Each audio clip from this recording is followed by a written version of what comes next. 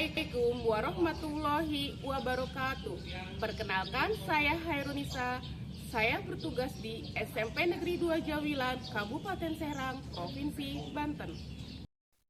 Selanjutnya, saya berkolaborasi dengan rekan sejawat untuk bertukar pikiran terkait media pembelajaran yang telah dibuat. Dalam pembelajaran, terkadang tujuan pembelajaran belum tercapai. Motivasi belajar murid belum optimal, hasil belajar murid belum optimal, dan juga ada murid yang kesulitan dalam memahami materi pembelajaran. Hal ini disebabkan oleh metode, model, dan media pembelajaran yang belum sesuai dengan kebutuhan belajar murid. Murid sekarang sangat dekat dengan teknologi sehingga guru perlu memanfaatkan teknologi dalam pembelajaran dan juga memanfaatkan Chromebook yang ada di sekolah. Setiap murid mempunyai karakteristik, minat, dan potensinya masing-masing, sehingga guru perlu menerapkan pembelajaran berdiferensiasi yang sesuai dengan kebutuhan belajar murid. Pada video ini, saya akan membagikan praktik baik pembelajaran berdiferensiasi pada mata pelajaran IPS di kelas 7, materi cerita rakyat dengan mengintegrasikan kearifan lokal. Ada beberapa tantangan ketika saya melakukan praktik baik pembelajaran berdiferensiasi ini, yaitu saya memanfaatkan berbagai media pembelajaran interaktif dan berbasis teknologi untuk meningkatkan motivasi belajar murid, memfasilitasi asesmen berbasis teknologi supaya lebih interaktif, eksplorasi cerita rakyat berbasis kearifan lokal, dan meningkatkan kepercayaan diri murid dalam menyampaikan atau menampilkan hasil pemahaman mereka terkait materi yang telah dipelajari. Aksi yang saya lakukan yaitu saya melaksanakan asesmen diagnostik kognitif dengan menggunakan quizzes untuk memetakan murid berdasarkan kesiapan belajarnya dan apakah murid telah memenuhi materi prasyarat atau materi yang akan dipelajari. Saya juga melaksanakan asesmen diagnostik non-kognitif tentang gaya belajar murid. Hasil asesmen diagnostik non-kognitif menunjukkan murid yang memiliki gaya belajar visual sebesar 25%, auditori 20%, dan kinestetik 55%. Hal ini digunakan sebagai dasar memfasilitasi media pembelajaran sesuai kebutuhan belajar murid.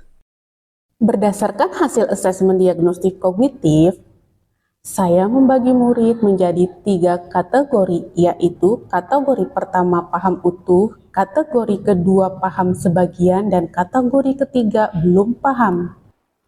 Saya menyiapkan microsite, infografis yang dibuat dari Canva, kuis interaktif yang dibuat dari Woodwall, bahan presentasi yang dibuat dari Canva,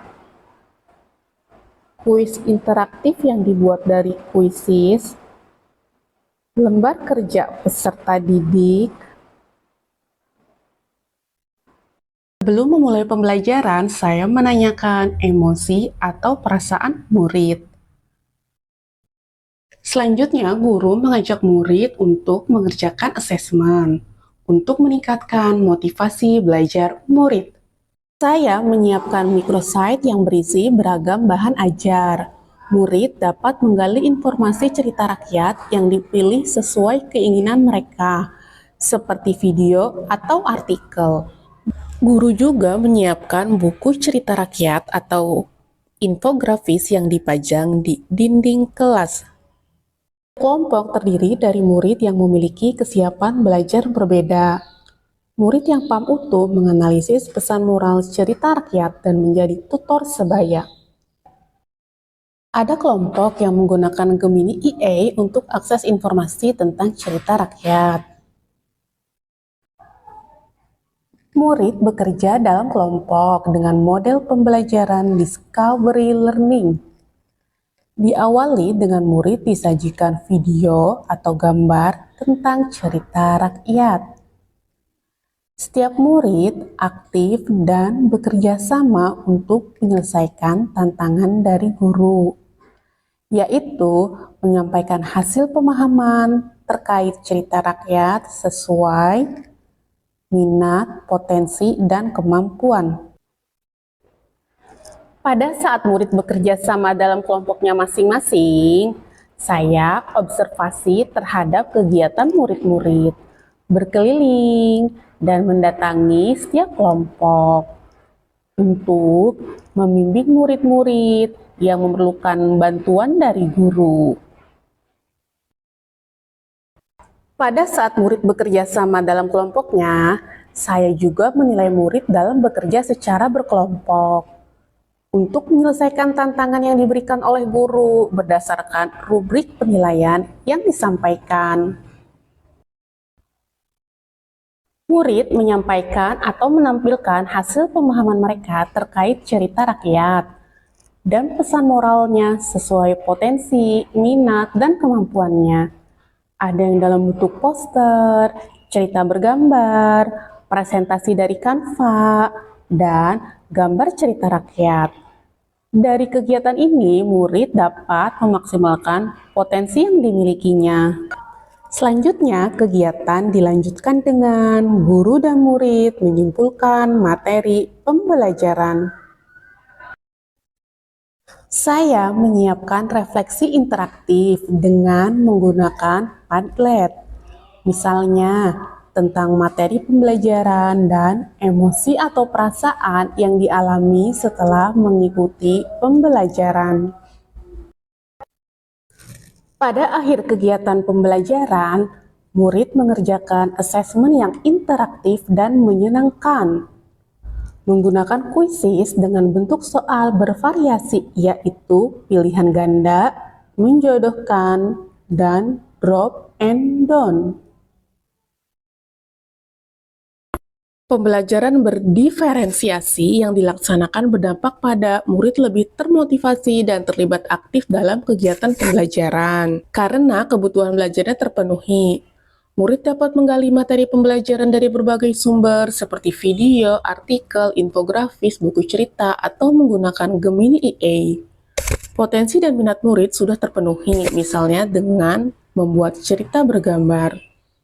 Murid dapat meningkatkan pengetahuan kearifan lokalnya melalui cerita rakyat. Sangat penting bagi guru untuk menerapkan pembelajaran berdiferensiasi. Saya senang belajar IPS. Karya yang saya buat yaitu cerita bergambar tentang cerita rakyat. Saya senang bergambar.